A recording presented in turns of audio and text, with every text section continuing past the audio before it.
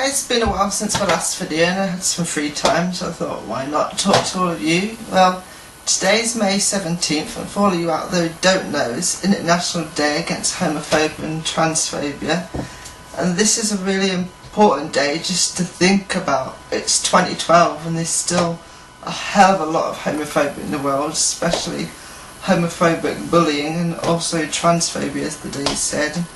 This is something, although I personally haven't felt, but I have heard, obviously you hear like the odd joke comment when people saying stuff within a gay context, out of context most of the time. And although to them they may not think this hurts people or has an impact, if they actually look in context the stuff they're saying and the effect it does on people, you want to hope maybe they would think twice about some of the stuff they say.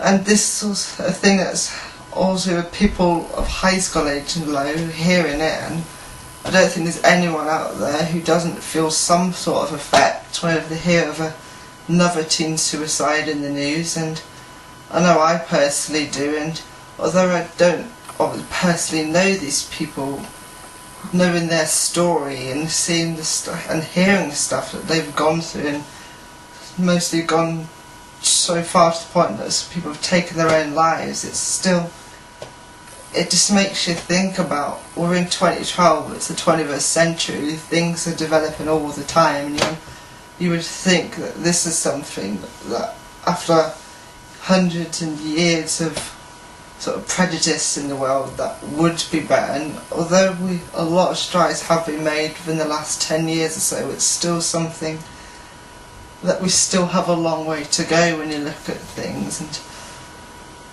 in support of the day, I'm wearing my hair t-shirt inspired by the Lady Gaga sort of video that hit YouTube a few months ago, and I'll put a link to that in the bottom. It supports the It Gets Better campaign. I thought this is a great video to wear it in, and now that I've done the serious part of the video, I thought I would also use this as a chance to talk about some of my favourite LGBT related and themed cinema, not just because this thing I spent the past year researching and writing about for my dissertation for my film studies degree, but I'm just going to go through some of my top 5. It's not really a top 5, I'm not putting them in any particular order, it's just an order. I just wrote them on this computer screen in, so here we go. First one I'm going to talk about is the 2008 Gus Van Sant film Milk. This is a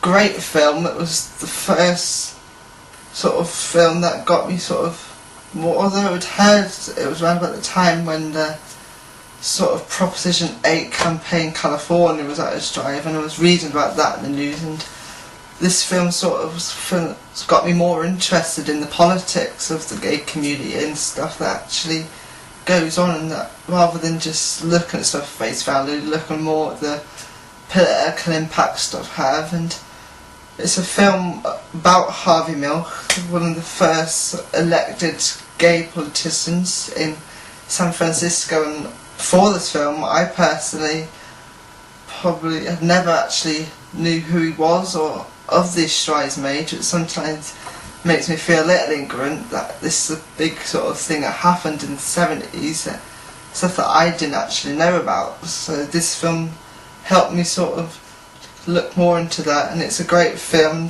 Sean Penn, I thought, definitely deserved the Oscar for Best Actor, and he did an amazing job. And I also sort of commend James Franco for his role. I thought he did well. And also I really liked Emile Hirsch's character of Cleve Jones. I thought this was a really great character when you see how things develop through the film, and I love how it starts and goes forward just with Sean Penn talking into a recorder, sort of then look the corner tape in the case who may be assassinated, and when you look at sort of the amount of strides that were actually made during this time, and I'm talking my hands a lot, don't know why I'm doing that, I don't usually do that. Anyway, that's sidebar. Where was I? Oh yeah, the strides are things that were made during this time, and how you would, although we look at stuff and the moves that we made today, you can't help but look back at what has been made 30, 40 years ago, and overall I think this is a film that everyone should check out. It really does just put a lot of stuff into perspective, and because of the biopic stage, it makes you really think that this is stuff that was going on. The fight isn't just going on now, it's going on, as I was saying, 30, 40 years ago. And as I'm going to do for this video, I'll put the trailer to the video here so people to check them out. And also, yeah, that's Milk. It was released in 2008, and I hope this film that everyone would check out. And the next film I'm going to tell us, a film that probably, as soon as you say LGBT cinema, is probably the film that everyone thinks of, and that's Brokeback Mountain, which was released in 2005, directed by Ang Lee. And this, for me personally, is just an amazing, sort of heartbreaking film, because not just because of the tragic ending, which I won't really give away, because I don't really want to ruin anyone's experience if they've never seen it, but just heartbreaking, heart-wrenching, just when you look at these two characters of Jack and Ennis, played by Jake Gyllenhaal, Heath Ledger, who did superb and impeccable work in my opinion. And you just look at not just their struggles to be together as a relationship, and you see how that builds and develops over time, but when you look at, which I think sort of fits in with today and what I was talking about at the start of this video, when you look at just the struggles in the society of when they were living, which between the 1960s and 80s in the film, when you look at how that sort of impacted them and where they could go as a couple, but also the inner struggles that go through, especially Ennis, and you look at how his upbringing, what he saw and heard as a child, just still sort of has a huge impact on him as he gets older. And this is something I think everyone can relate to, and how within your background upbringing you see stuff in society, you hear stuff inside, also just friends and family, and how the impact that has on you. When you look at also the biggest thing with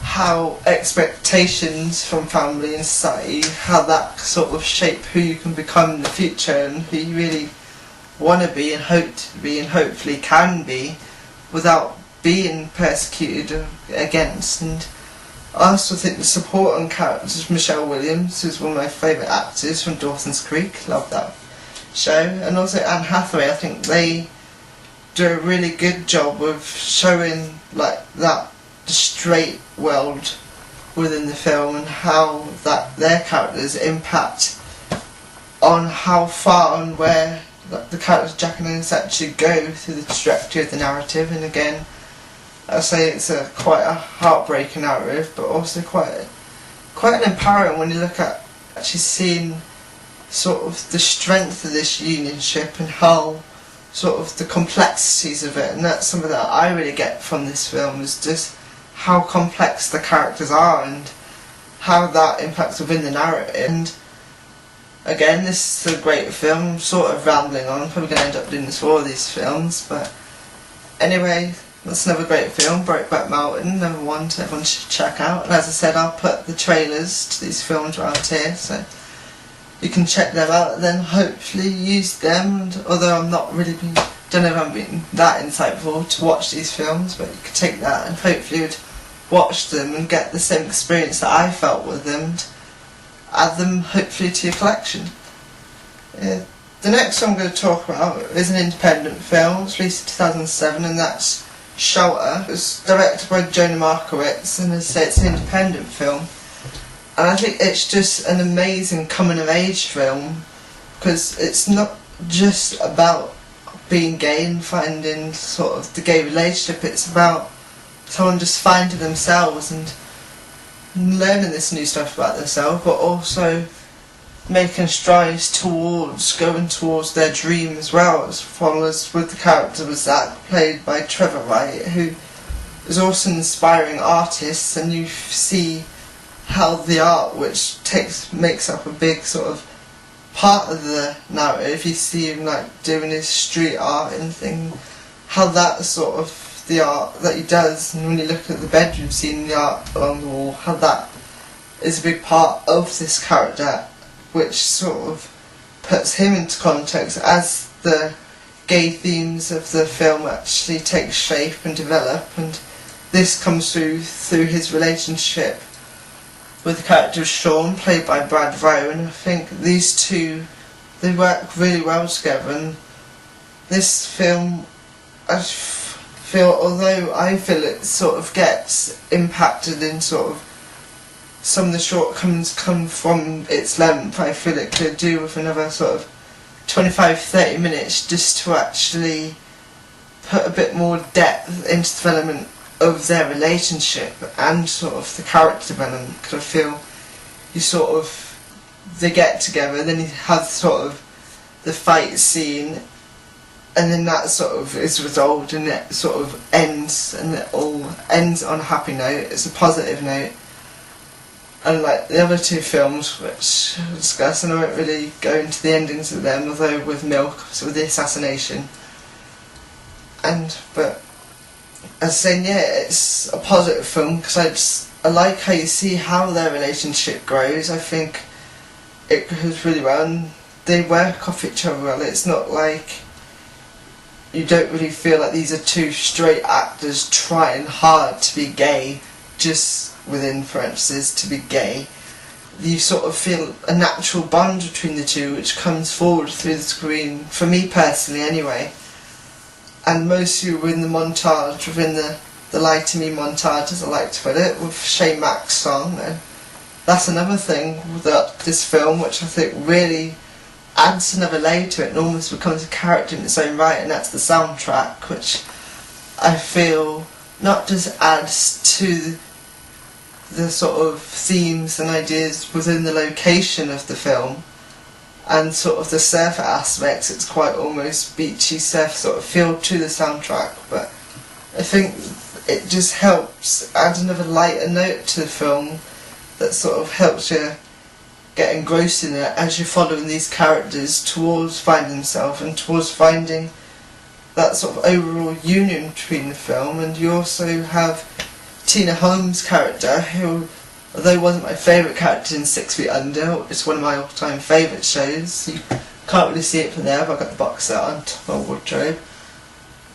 But yeah, her character, although I feel gets a little sort of stunted and sort of one levels at time, I think that sort of goes towards showing how people can overcome it sort of her inner homophobia, which although you don't really see resolved too much, you see her sort of get to a point where she sort of accepts it, although this isn't sort of expressed fully. And also another aspect of the film is just Zach's relationship with his nephew Cody. I think that bond between the two actors there, it adds more sort of family dynamics to the film, which although you see at a surface level it isn't really delved that far into it, but you get sort of a feel for it. And this is a film that I personally love, and the first time I saw it,